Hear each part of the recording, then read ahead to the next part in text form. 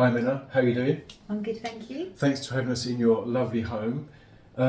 So for the listeners and the people watching on YouTube, could you just tell us the name of your company and what it is you do and how long you've been going, a bit about your journey really? So the company name is Yoga Moments. So I teach yoga classes, both group classes locally, and I teach one-to-one yoga, which is quite popular, particularly for people with health issues and particular needs. They come to me on a one-to-one basis. The company's been going about 10 years or just over 10 years, so a little while now. That's good. And we're in Witham, but do you kind of travel around and have different areas you work in as well? Yeah, predominantly classes are in Witham, but I do have a class in Rivenall and I do have a class in Kelvedon, so it's all quite local. Yeah. I do have some one-to-ones, in Kelvedon, Hatfield, Peveril, Rivenall, that sort of area as well. So yeah. And what got you into doing yoga? What was you doing prior to yoga? I worked in the fashion industry for 20 years, Oh, really? So very different.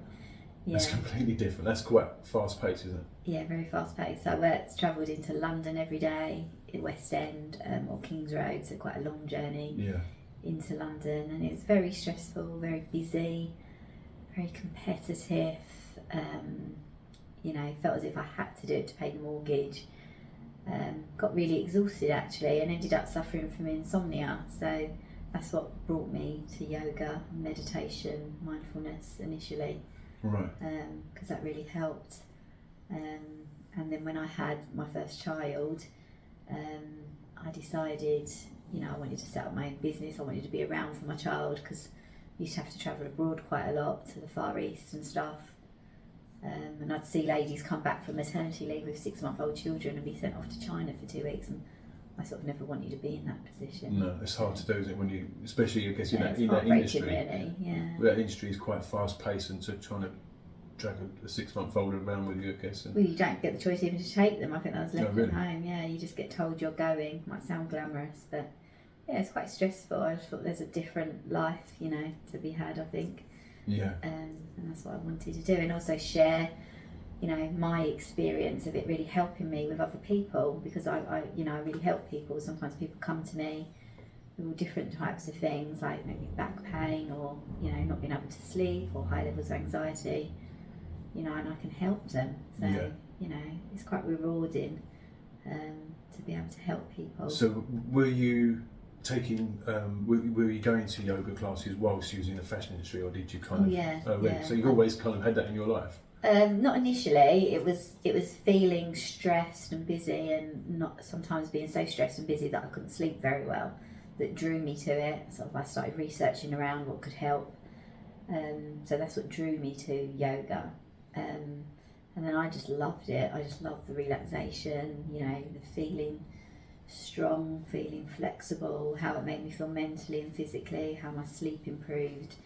I found it quite life-changing. And also then when I just started my training, my 3-year British Wheel of Yoga training, and I found out I was pregnant. But also the study and the philosophy of yoga as well is just so interesting, and it so helps you just like put everything into perspective, and like what's important, what's not important. Yeah. From memory, there are different types of yoga. There are different. I teach Hatha yoga fundamentally, but I think yoga is very dependent on the teacher and where they're at and what they're kind of sharing with you.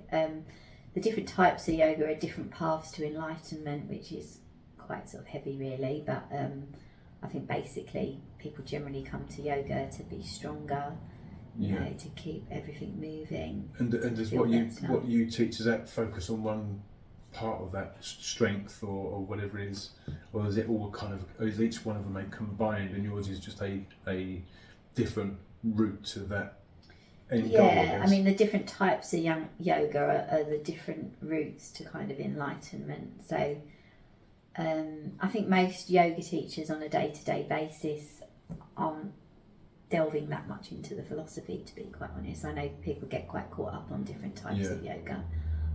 It doesn't really sort of faze me really. I sort of teach you know, if I'm looking at a group and they're sort of an older clientele, I'll teach sort of slightly slower, slightly gentler, offer more props and more adjustments. You know, if I've got a really younger group of fit, sort of healthy people that want to do something a bit more dynamic, you sort of generally have that experience to mould the class around, you know, what's required. So I think that just comes with experience. And I guess, as I say, with your experience, you've got to know the demographic of your audience, because your target audience isn't just one age group, is it? It's youngest for everyone. Tend to be older people, but you do get some like really young people come to it. I mean, I did have a one-to-one I taught for years. She was a very tall girl. The hamstrings so tight, like she probably couldn't straighten her leg more than sort of that. And it took her quite a long time to sort of really lengthen the leg, straighten it, and it was having an effect on her spine. She had a really big curvature of her spine. You know, over a period of a couple of years, we really sort of straightened it and lengthened it out, and you know, it was quite life changing for her really, because she was so achy and so you know. With the yoga, I mean, there's so many benefits to it. Is it something that you would recommend to people who, I mean, everyday life these days is so stressful? And I've been to your classes and I found them to be very, very beneficial to me the period of time I went to your classes. But I think it's something that it can benefit anyone who is looking for that, just like half an hour, just release, isn't it, really? And just kind of get out of that fast-paced mindset and just wind down. It is such a stressful world. I mean, you never have any peace. Like, you've always got technology in your hand, you're always getting messages that can stress you, or you know, someone's child wants you. You're completely accessible all the time. You're not ever getting that gap. So the point of just coming, doing your yoga, doing your breathing, working towards meditation, relaxation, like the parasympathetic nervous system, if it's always in stress mode, you just get more and more stressed. If you even just relax it out of that for sort of 5 or 10 minutes, it's hugely beneficial. What was that, the parasympathetic nervous system? What is that? So our nervous system, if it's always in stress mode, obviously we're constantly stressed, but even if we live, like you say, in a stressful world, but if we take it out of that stress mode and just do our breathing and our relaxation and sort of movement for a little while and just relax ourselves, relax our brain, you know, relax our body. Like, even if we did that for 5 minutes relaxation, that's really beneficial to you, just to have that gap, that break from being in that constant stress mode. And people like come to me because I do quite mindful yoga and really work on sort of the breathing as well, because that's really beneficial. And people come and they do an hour class and they say, God, I feel different, I feel like better, and it's nice. So how does that work? How does that breathing, how does that work? Because breathing just sort of calms everything down. When you focus on the breath, you sort of release sort of that constant busyness of the mind. It's the first step towards meditation, like the full yogic breath. Right. So I don't know if you remember from our classes, we'd sit, we'd breathe in and out through the nose, we'd use all 3 sections of the lungs, which most of the time when we're breathing, we're just sort of shallow breathing in the top section. So if you remember when you had a little baby and you see them in their cot breathing, they just got that big rise and fall of the belly, and they're using, but we get lazy, we don't use that full section of the lungs. And by doing that, inhale and exhale, sort of coordinates with the mind, and sort of you focus on the breath, and hopefully all your thoughts and busyness float away and you become relaxed. And it does work, I can vouch for that. A lot of people end up snoring by the end of it. Yes. I have one lady on Wednesday, Debbie, she'll be pleased to know. She always, sorry, I just had a little snore there. Yeah, I can remember at the end of your classes apologising to everyone for keeping them awake. You do. Yeah, you do get some people that just drift off, which is nice because they obviously need it if you know they come and they don't. I think it's nice. It was because I snored at the end, but I walked into your classes like after a day's work and just so looking forward to it because I knew how I was going to feel at the end. Yeah, have a good night's sleep that night. Literally. Yeah. Yeah, and just get home knocked out just straight away. Relaxed, it's brilliant. Yeah. So you say you started about 10, 12 years ago. Yeah. How has the industry changed? And I mean, back then trying to set up a business was far different to trying to set up a business now. So what kind of challenges did you face then that are kind of similar to what you face these days?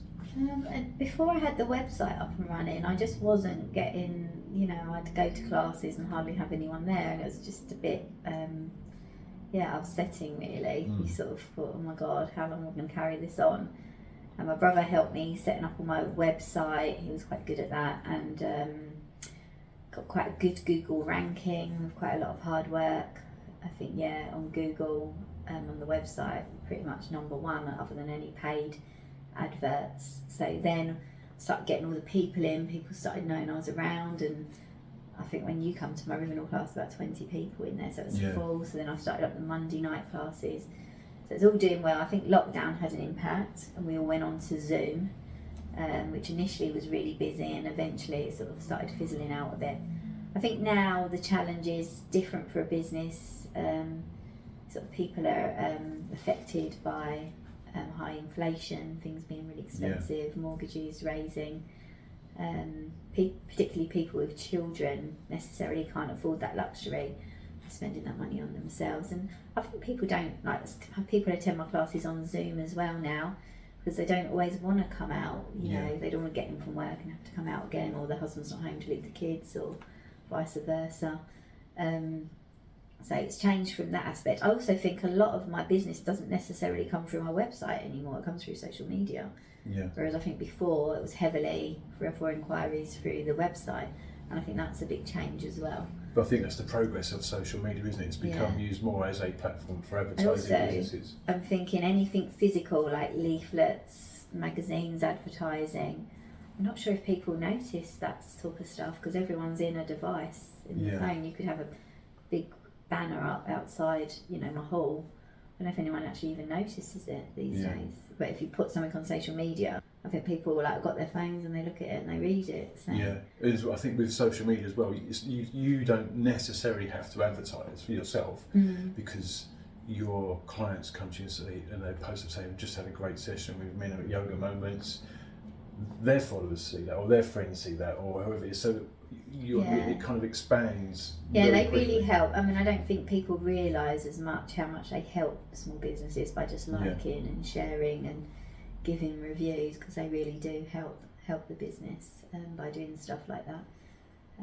But I think a lot of people generally probably don't realise how much they help by doing that. Yeah, I mean, social media's come on such a long way over the last 10 years, and I think it's got positive and negative effects on it, because positively it can help businesses, negatively it causes distress, and whatever it is, you're constantly on your phone streaming. We've had this conversation with so many people, don't we, about the negative side of social media and the stress side of it, because you think, right, I'm just going to take 5 minutes, and that 5 minutes is 45 minutes, and you think, oh, I haven't done that, and then you're on it before you go to bed, and your brain's racing and you're not having that relaxed time. No, I think it has to be put down at a certain time, and I'm not one to be on my phone all the time, I must admit. All the time I don't know where it is, I'm totally different. I'm very different to most people, but you do have to use it. I don't really use social media personally, but I do for the business. It's the way forward really, and I'm not very good at it, as I'm getting some advice from you both here. Some tips and advice on what you can do and how you can use it more productively.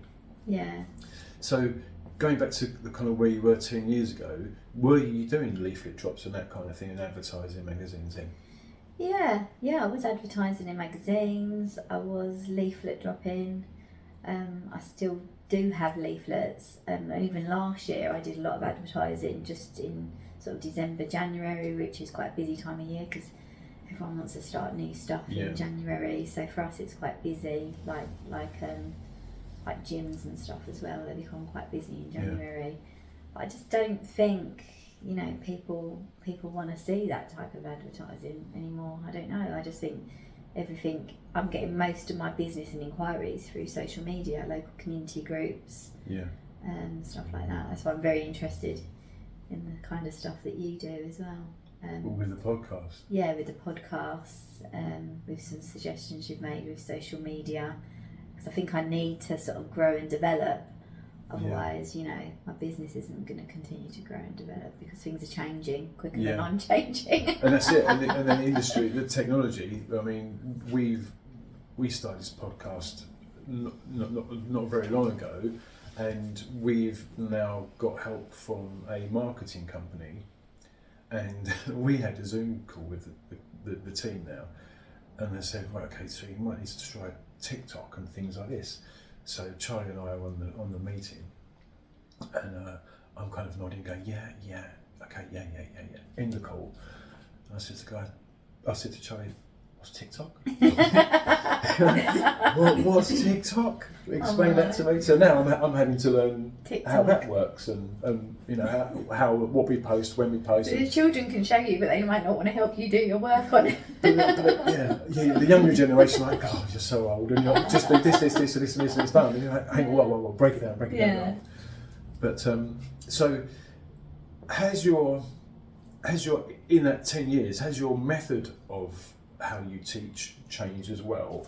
I mean, I'm guessing you started off like we're gonna teach this, but have you learned other things? I think experience takes over, doesn't it? I mean, when I first started teaching, I spent 2 or 3 hours lesson planning, and if I had someone turn up with, you know, something I hadn't seen before, like, I don't know, if someone's got arthritis or back pain, I'd spend hours researching it and worrying about it, whereas now, you know, you have that wealth of experience, don't you? And you know, I know what to do and what not to do, and it makes it like so much easier. And I think because I'm comfortable with that, you know, I can help people instantly. Like I say, if someone come into my class and they said they've got arthritis or back pain or, you know, whatever, I can just know what they should and shouldn't be doing and know how to help them. So I think it becomes easier. Like with any job, you sort of get more confident and you're more knowledgeable, aren't you? Excuse me, yeah, and it's obviously the more people that you're engaging with, you're learning from your clients. So when I was coming to your classes, there's 20 people, and everyone's different, aren't they? So I remember some of the poses and the positions we would get into, there were varying levels of each particular pose if you could do the advanced. The British Wheel of Yoga is a 3-year course, so I mean, you get some yoga teachers that just go off somewhere for 3 weeks and become a yoga teacher, but with the British Wheel of Yoga you study for 3 years, so it is part-time, but yeah, you cover all the systems of the body, you know, you cover a lot of things. So yeah, I can bring a chair into the group class if necessary as a modification.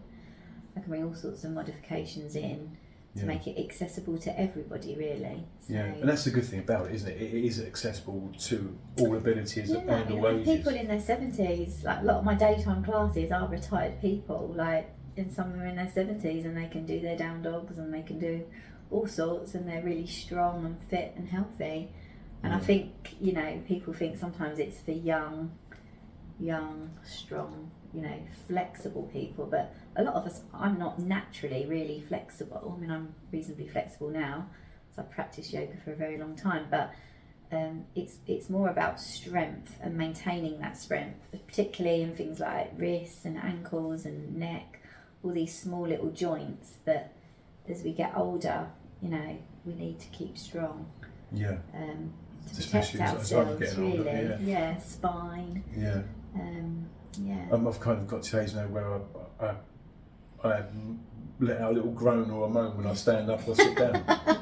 And it's just, you think, is that because I'm getting old? Am I actually aching? You know, and you think, actually, you do feel a bit, you know, I obviously do the PT stuff and I'm in the gym, so I try and keep relatively fit and healthy and with my clients, etc. But I try and be more hands-on with my clients, and sometimes you think, twins there, maybe I need to get out. I think the difference is yoga, that you do move the spine in all directions, which in a lot of things you don't actually do, and particularly in day-to-day life with a lot of, you know, screens and devices, we're constantly like this, so you're sort of lengthening up, stretching out, back bending, forward bending, lateral stretching, you know, so your inversions, so you're doing balance, you're doing a lot of different things which really set you in a good stead for getting older and staying strong and fit and healthy, like everywhere.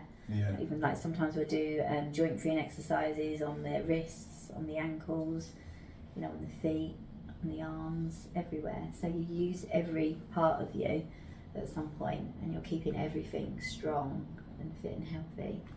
Yeah, that's what I like about it. It's just a complete all over exercise, not exercise, but it's that routine is that you're doing these positions and movements. Asanas, yeah. How many? Asanas. Asanas. That's the word. That's the one. Postures. We was talking off camera beforehand, and we kind of discussing like the spiritual. What is it? Spiritual side. It's the spiritual side. I'm trying to think. Spirituality is the word I think I was looking for. The Yeah. spiritual relation between the spiritual side and yoga, and I think there is a connection. What are your thoughts on that? What do you think? Do you think it makes you more spiritual if you kind of get into it? Not necessarily. I think it's something you can take or leave. Some people want to get into that side of it. Some people don't. If it's not for you, you don't have to. I don't like, preach it. I like nice readings, sometimes meaningful readings. People, having more awareness of themselves and how they feel, taking the time to notice how they feel. And, yoga isn't necessarily about sort of pushing yourself. It's about understanding yourself more. Yeah. Why you do things, how you do things. I don't know, like maybe if you do like a step class or something, you're really pushing yourself. But with yoga, you need to follow your own body. If that day your sort of leg aches or your back aches, you don't necessarily need to push yourself. You just need to listen to your body, have that awareness of yourself more. So I guess that is more along the spiritual side. I wouldn't say I'm overly spiritual in my teaching at all, but I like meaningful things. I like nice readings and sort of stuff like that. Do you practice like the breathing and meditation and bits as well as all yoga? In each class, yeah. Yeah. So you would do start off with some breathing that really sets you in sort of relaxation mode, sort of chill out mode. So you sort of are ready to then do some warm ups, work towards a peak posture, a different peak posture each week, then counter posture, and then at the end of the class we have like a laying down relaxation, yeah. Whether that be a guided relaxation or yoga nidra or a nice reading, just something that sends you away feeling like relaxed and positive, really. Yeah. To sort of carry on with your week in sort of a more positive way. Yeah, and it definitely works. I will vouch for that. Yeah. Yoga's become obviously quite popular over the years, hasn't it? And as we say, life gets so stressful. Do you see it becoming more and more popular, or do you think it's going to hit a peak and it'll be another, I won't say fad, but another exercise or something that people will use? Because I think it's like meditation and mindfulness that people are sort of seems to be more of the kind of trendy thing to do, which is one of the 8 limbs of yoga. Yeah. It starts with breathing, working towards meditation. I think that is what people